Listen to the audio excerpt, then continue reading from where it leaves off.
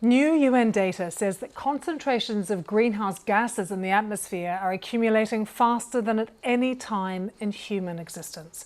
The UN's weather monitoring body found that levels had risen by 11% in the past 2 decades. The concentration of CO2 also rose in 2023, more wildfires and the onset of an El Niño weather event, both adding to fossil fuel emissions. Scientists say the last time these levels were seen was around 3 to 5 million years ago, when global temperatures were between 2 to 3 degrees higher. They also noted some evidence showing that as the world warms, trees aren't able to soak up the same amount of CO2 as they once were. And this finding comes as the UN says that efforts by government to tackle the causes of global warming are wildly off track. Lots to talk about with our environment correspondent Matt McGrath, who joins us now. Matt, firstly, big picture, could you explain the situation for us, but starting with what exactly are greenhouse gases and what do they do?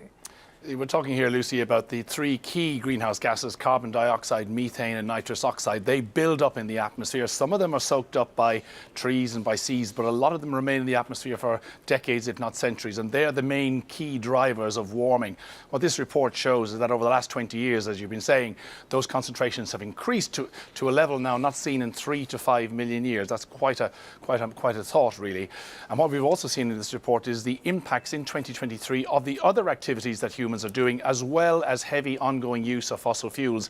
Those activities include the burning of forest fires, which are putting up emissions from places like Greece and from Canada and across all parts of the world in that particular year. We also saw the onset of El Niño in that year, which drove up temperatures and made trees less able, perhaps, to soak up that carbon. And it's worth bearing in mind that the trees and the seas, they are our natural allies here. They soak up about half of all the carbon we produce. If there's evidence, and the WMO suggests that parts of the Amazon are not able to soak up carbon anymore, that would be a significant and negative effect going forward. Matt, there are climate conferences, COPs conferences, so much attention is put on them. We know that most governments have a national climate plan. What's happening with those? Are countries just not meeting their targets? In short, Lucy, not a lot has been happening with them. We had a big bunch of plans produced around the time of COP26 in Glasgow a few years ago. Not an awful lot has changed since then, and that report today from the UN recognises that. Countries are kind of holding their hands, if you like. They're not displaying what they're going to do because they know the next set of plans are due by next spring, and so we expect some big steps forward in that period.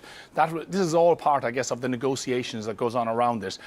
People are going to Azerbaijan next year, world leaders, or next month, world leaders will be gathering there, and a key part of that discussion will be how they improve these plans, because as the UN says, basically they're barely reducing any carbon output by 2030 as it currently stands, when the scientists say we need essentially to cut it in half. So something really radical has to happen, Matt, if you've got the UN saying that targets and global efforts are wildly off track.